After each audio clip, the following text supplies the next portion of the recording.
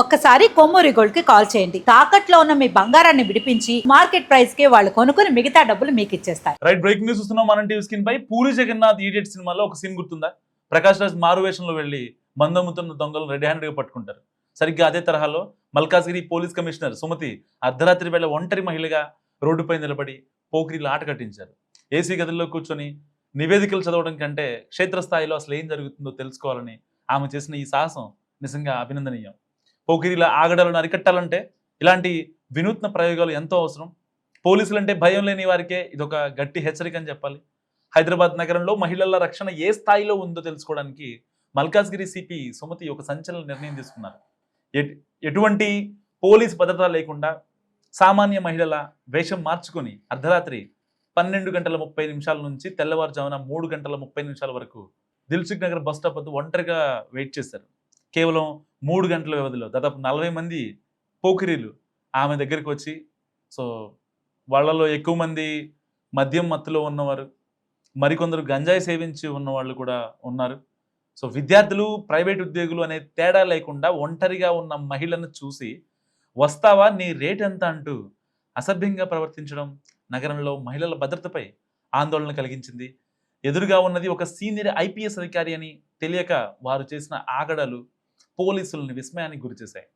ఈ ఆపరేషన్ తర్వాత పోలీసులు ఆ వ్యక్తులను వెంటనే ఫైండ్ అవుట్ చేసి వెంటనే అరెస్ట్ చేశారు. సో కేసులు నమోదు చేయకుండా వారిని పిలిపించి కౌన్సిలింగ్ ఇచ్చి పంపించేశారు. మహిళల పట్ల ఎలా ప్రవర్తించాలి, బహిరంగ ప్రదేశాల్లో మర్యాదగా ఎలా ఉండాలి అనే విషయాలపై గట్టి హెచ్చరికలు జారీ చేశారు. సుమతి ఇలాంటి ప్రయోగాలు చేయడం కొత్త ఏం కాదు. 25 ఏళ్ల క్రితం కాజీపేట రైల్వే స్టేషన్ సమీపంలో డిఎస్పీగా ఉన్నప్పుడు కూడా ఆమె ఇలాగే మారువేషంలో వెళ్ళి మహిళల రక్షణను పర్యవేక్షించారు. గతంలో స్టేట్ ఇంటెలిజెన్స్ బ్యూరో ఎస్ఐబి చీఫ్గా పనిచేసిన ఆమె మావోయిస్టుల లొంగుబాటులో కూడా కీలక పాత్ర పోషించారు. సిపి సుమతి ఈ తెగువను చూసి నగర వాసులు, ముఖ్యంగా మహిళలు హర్షం వ్యక్తం చేస్తున్నారు. అధికారులే స్వయంగా రంగంలోకి దిగితేనే క్షేత్రస్థాయి సమస్యలు తెలుస్తాయని నిజంగా సిపి సుమతి మరొకసారి ప్రూవ్ చేశారు. సిపి సుమతి లాంటి వాళ్ళు నిజంగా హైదరాబాద్కి కాదు, బాంబే, చెన్నై, ఇటు బెంగళూరు, కోల్కతా, ఢిల్లీ, సూరత్, లక్నో ఇలాంటి మెట్రోపాలిటన్ సిటీస్లో కూడా చాలా అవసరం. నిజంగా ఆవిడ చేసిన పని అంటే నార్మల్గా అందరూ పోలీస్ అఫీషియల్స్ ఎవరైతే పై స్థాయిలో ఉంటారో వాళ్ళంతా ఒక రివ్యూలు చేసుకోవడం, ఏదైనా పెద్ద కేసు అయితే వాళ్ళు దాని స్టేటస్లు తెలుసుకోవడం, లేకపోతే ఎవరో బిజినెస్ మ్యాగ్నెట్సో లేకపోతే పెద్ద పెద్ద వాళ్ళు పొలిటీషియన్సో, ఒక ఎమ్మెల్యేనో ఒక ఎంపీనో వాళ్ళు ఎవరో ఫోన్ చేసి ఫలానా కేసు స్టేటస్ ఏంటి దాన్ని కొంచెం చూడండి అని చెప్తే తప్ప పట్టించుకొని పోలీసుల్లో ఇలాంటి సుమతి లాంటి పోలీసులు నిజంగా ఉండటం చాలా గర్వకారణం. సో ఆవిడ అంటే దిల్సుఖ్ నగర్ అండ్ ఎల్బీ నగర్ ఇలాంటి ఏరియాస్లో చాలామంది కొంతమంది ఆకతాయిలు, అక్కడ ఉన్నటువంటి ట్రాన్స్జెండర్లు కావచ్చు, లేకపోతే పొట్టకూటి కోసం వచ్చే మహిళలు, సో అంటే అక్కడ నుంచునే అక్కడే ఎందుకు వెళ్ళారు సిపి సుమతి అంటే దానికి ఒక రీజన్ ఉంది. సో కరెక్ట్గా దిల్సుఖ్ నగర్ మెట్రో కింద సో ఎవరైతే పొట్టకూటి కోసం వచ్చే మహిళలు ఉంటారు వాళ్ళల్లో చాలామంది అంటే డబ్బులకి తమ ఒళ్ళుని అంకితం చేస్తారు ఆ గంట, లేకపోతే వాళ్ళ పిల్లల కోసం, వాళ్ళ ఇంట్లో ఏదైతే ఫినాన్షియల్ స్ట్రగుల్స్ ఉంటాయో వాటి కోసం వాళ్ళు చాలా ఇబ్బందులు పడుతూ ఉంటారు. సో మాట్లాడుకోవాలంటే అది ఒక పెద్ద టాపిక్. అక్కడ వాళ్ళు చెయ్యాలా వద్దా, లేకపోతే అలాంటి పని తప్పు కదా అని సమాజాన్ని చెప్తున్నప్పటికీ సో వాళ్ళకి వాళ్ళ సర్వైవల్ కోసం చేస్తున్న పని అది. సో ఇక్కడ తప్పు వాళ్ళది ఉంది, అండ్ అంతకన్నా తప్పు ఇక్కడ పోకిరీలు ఉంది. మద్యం తాగి లేదంటే గంజాయి మత్తులో గంజాయి సేవించి ఒక ఆడదాన్ని అనుభవించాలి అనే ఇదిలో అక్కడికి వెళ్ళడం అండ్ చేయరాని తప్పులు చేయడం, పోలీసులకి దొరికిపోవడం, సో ఇలాంటి పనులు చేసి అసాంఘిక కార్యకలాపాలు చేసి రేపు పొద్దున ఇంట్లో వాళ్ళకి తెలుసో లేకపోతే ఇప్పుడైతే ఆ 40 మంది విద్యార్థులు ఉన్నారు, దాంట్లో కొంతమంది ఏమో సాఫ్ట్వేర్ ఉద్యోగులు, ప్రైవేట్ ఉద్యోగులు ఉన్నారు. సో విద్యార్థులు కూడా ఇలాంటి పనులకు అలవాటు పడుతున్నారంటే వాళ్ళలో నిజంగా చైతన్యం కావాలి. రేపొద్దున ఒక విద్యార్థి గనక ఇలాంటి కేసులో ఇరుక్కొని ఏదో చిన్న పిట్టి కేసో లేదంటే ఒక ఎఫ్ఐఆర్ ఫైల్ అయిందనుకోండి, కౌన్సిలింగ్ కోసం వాళ్ళ అమ్మా నాన్నని రమ్మన్నారంటే ఆ పిల్లాడి సిచ్యువేషన్ ఏంటి, ఎంత పరువు తక్కువ. వాళ్ళని అయితే వాళ్ళ ఇంట్లో వాళ్ళు కావచ్చు, వాళ్ళ బంధువులు కావచ్చు, వాళ్ళ ఫ్రెండ్స్ కావచ్చు ఎంత చులకనగా చూస్తారు. సో ఇలాంటివి ఇకపై జరగకూడదు, ఇకపై జరగకూడదనే ఒకే ఉద్దేశంతో సిపి సుమతి తీసుకున్న నిర్ణయం ఇప్పుడు అన్ని రాష్ట్రాలకు, దేశంలోని అన్ని రాష్ట్రాలకు ఒక ఎగ్జాంపుల్గా మారిందని చెప్పుకోవచ్చు. ఆవిడ తీసుకున్న నిర్ణయం నిజంగా సంచలన నిర్ణయం. దాంట్లో ఎలాంటి ఇది లేదు. నిజంగా ఆడపిల్లలపై జరుగుతున్న అఘాయిత్యాలు, అరాచకాలు మనం రోజు చూస్తూనే ఉన్నాం.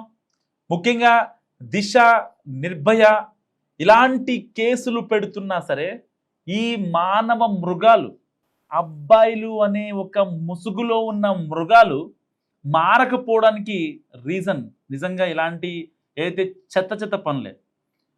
రాత్రిపూట తాగడం, మద్యం సేవించి, గంజాయి సేవించి ఒక ఆడదాన్ని అనుభవించాలి అనే పిచ్చి కోరికతో బయటకు వెళ్ళడం అంటే నిజంగా సమాజానికి ఎలాంటి మెసేజ్ ఇస్తున్నారు వీళ్ళు. ఒక ఆడదాన్ని అనుభవించాలనే కోరికతో వీళ్ళు ఎఫ్ఐఆర్లు, పోలీస్ స్టేషన్లకి వాళ్ళ అవసరం కోసం, వాళ్ళ కుటుంబం సర్వే అవ్వడం కోసం మాత్రమే వాళ్ళు అక్కడికి వెళ్తున్నారు. అలా అని వాళ్ళతో మీరు వెళ్ళి మీరైతే మీ కోరికలు తీర్చుకోవడానికి వెళ్తే లేనిపోని రోగాలు అంటుకోవడం తప్ప ఏమీ లేదు. సో ఇప్పుడు ఏదైతే 40 మంది పోకిరీలు సిపి సుమతిని వస్తావా, నీ రేట్ ఎంత అని అడిగిన వాళ్ళందరినీ కూడా పోలీసులు చాలా చాకచక్యంగా అరెస్ట్ చేశారు. సో అంటే వీళ్ళు అక్కడ ఉన్న ఒక అఫీషియల్ పంజాబీ డ్రెస్లో వెళ్ళింది. సో ఎలాంటి సెక్యూరిటీ లేదు, హంగు ఆర్భాటం లేదు, ఎలాంటి ఇది కూడా లేదు. అక్కడ వెనకాల కాన్వాయ్ లేదు. బేసిక్గా ఒక డీసీపీ బయటికి వెళ్ళారంటే వెనకాల ముందు ఒక కాన్వాయ్ ఉంటుంది. అండ్ ఎక్కడికైతే వెళ్తున్నారో ఆ సిఐ కావచ్చు, ఎస్ఐ కావచ్చు 2 వెహికల్స్లో వస్తారు. అండ్ డీసీపీ ఉన్న వెహికల్ కూడా ప్రత్యేకంగా ఉంటుంది. ఒక 3 వెహికల్స్ సైరన్తో ఉంటాయి. చుట్టూ కానిస్టేబుల్స్ ఉంటారు. ఆవిడ ఏం చేయాలనుకుంటున్నారో, ఆ డీసీపీ ఎక్కడికి వెళ్ళాలనుకుంటున్నారో సో తెలుసుకొని వెంటనే ఆ ఏర్పాట్లన్నీ చేసే ఒక స్ట్రక్చర్ ఉంటుంది, ప్రోటోకాల్ ఉంటుంది. ఆ ప్రోటోకాల్ ఏం లేకుండా మల్కాజ్గిరి నుంచి బయలుదేరి ఆవిడ అర్ధరాత్రి దిల్సుఖ్ నగర్ బస్ స్టాండ్ దగ్గర ఉన్నటువంటి ఆ మెట్రో స్టేషన్ కింద ఆవిడ వెయిట్ చేయడం జరిగింది. 3 గంటల పాటు వెయిట్ చేశారు ఆవిడ. గంట కాదు, హాఫ్ అన్ అవర్ కాదు, 12:30 టు తెల్లవారుజామున 3:30 వరకు వెయిట్ చేశారు.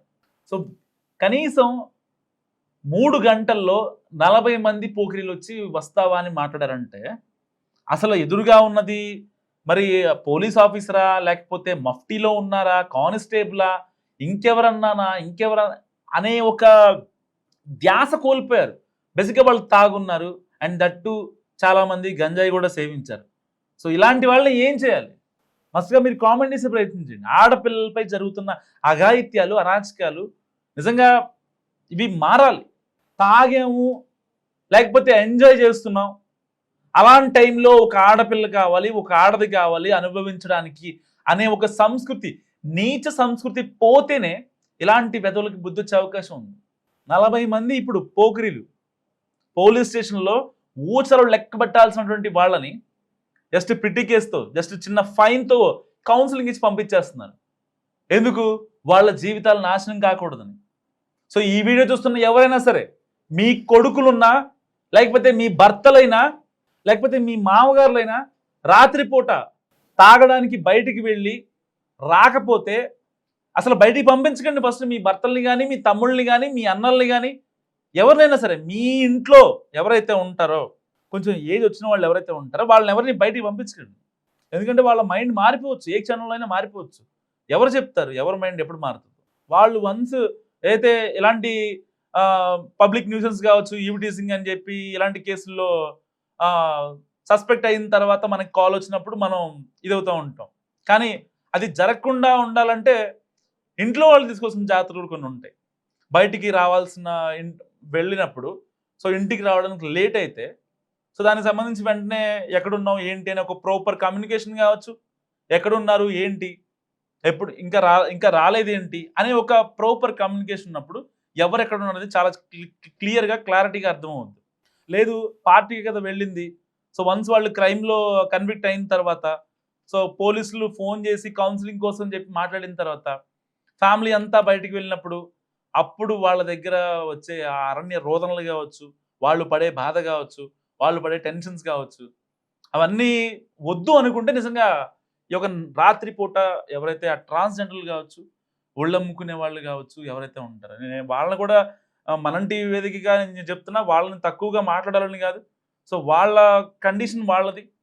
వాళ్ళు ఫినాన్షియల్‌గా వాళ్ళ సర్వైవల్ కోసం, పిల్లల చదువుల కోసం, భర్తలు వదిలేసిన వాళ్ళు, భర్త చనిపోయిన వాళ్ళు, డివోర్స్ తీసుకొని ఒంటరిగా ఉన్నవాళ్ళు.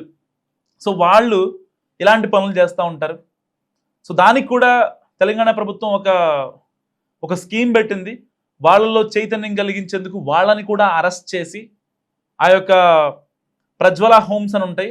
ఆ ప్రజ్వల హోమ్స్ తరలించి వాళ్ళకి ప్రాపర్ కౌన్సిలింగ్ ఇచ్చి వాళ్ళందరికీ హెచ్ఐవి టెస్టులు చేయించి వాళ్ళని కూడా అంటే సభ్య సమాజంలో ఎవరైతే ఒక స్ట్రాంగ్ ఉమెన్గా తయారు చేసిన తర్వాత వాళ్ళని బయటికి పంపిస్తారనమాట. సో అదేంటి అక్కడ మరి మారువేషంలో ఉన్నారు ఆవిడ సిపి సుమతి, మమ్మల్ని ఎందుకు అరెస్ట్ చేశారని చాలా మందికి డౌట్లు వస్తూ ఉంటాయి. అంటే ఈ వీడియో చూస్తున్న వాళ్ళకి అడిగారు కదా, రోడ్డు మీద నుంచుంది కదా, అడిగారు కదా. సో దానికోసం వీళ్ళని అరెస్ట్ చేయడం ఏంటి? వీళ్ళు విక్టిమ్స్ కదా, అక్యూజ్డ్ కాదు కదా అనుకోవచ్చు. అంటే బాధితులు కదా, వాళ్ళు ఏం నేరం చేయలేదు కదా అనుకోవచ్చు. కానీ అక్కడ వాళ్ళు నుంచున్నారని మనం వెళ్ళటం కూడా అది తప్పే. సో అంటే మనల్ని చూసి ఒక ఇద్దరు ముగ్గురు అక్కడ గుమికూడితే అందరూ వెళ్ళి వాళ్ళని అడుగుతారు. తెలియని వాడికి కూడా తెలుస్తుంది అనమాట. ఒకవేళ మీరు చేయాల్సింది ఏమైనా ఉంటే మీకు పెళ్ళైన తర్వాతనో ఇంట్లో మీ భార్యతోనో అలా ఉండాలి తప్ప, ఒక సేఫ్ సెక్స్ ఉండాలి తప్ప పిచ్చి పిచ్చిగా ఎవరితో పడితే వాళ్ళతో కలిసి ఆ యొక్క స్కిన్ డిసీజ్ కావచ్చు, సో అన్హెల్దీ ఎన్విరాన్మెంట్లో మీరు చేసే అసహజపు శృంగారం అయితే ఉంటుందో దానివల్ల మీ యొక్క అంటే మీ ఫర్దర్ లైఫ్ని కోల్పోతారు. సో ఏదన్నా సపోజ్ ఫర్ ఎగ్జాంపుల్ ఆ చేసే టైంలో కావచ్చు, లేదంటే మీకేమన్నా ఇబ్బంది అయినా, లేదంటే పోలీస్ కేసు అయినా, వాళ్ళ త్రూగా మీకేమన్నా ఇబ్బంది అయినా వాళ్ళు కొట్టడం కావచ్చు, ఇలాంటి చాలా చూస్తూ ఉంటాం మనం. గతంలో కేపీహెచ్పి దగ్గర ఒక 200 రూపాయలు తక్కువ ఇచ్చారని చెప్పి ఒక విటుడి తల పలగొట్టింది ఒక ట్రాన్స్జెండర్. సో అంటే ఏదైనా సరే, అమ్మాయి అయినా అబ్బాయి అయినా ఎవరైనా సరే, ఒక అబ్బాయి బయటికి వెళ్ళాడు అంటే సేఫ్గా ఇంటికి రావాలనే ఆ మైండ్లో ఆలోచన ఆ అబ్బాయికి ఉంటే కానీ బయటికి అంటే వెళ్ళి మళ్ళీ వెనక్కి సేఫ్గా రావాలనే ఉద్దేశం తనలో ఉండాలి తప్ప, ఎవరో నన్ను పిలిచారు 500 రూపాయలు అన్నారు, 1000 రూపాయలు అన్నారని చెప్పి అలాంటి పిచ్చి పిచ్చి పనులు చేయడం వల్ల మీ యొక్క లైఫ్ రిస్క్లో పడుతుంది అండ్ మీ లైఫ్ కూడా నాశనం అయ్యే ఛాన్స్ ఉన్నాయి. సో ఈ వీడియో చూసిన వాళ్ళకి మీకు ఎవరికన్నా ఎక్స్పీరియన్సెస్ ఉంటే మస్ట్గా కామెంట్ చేసే ప్రయత్నం చేయండి.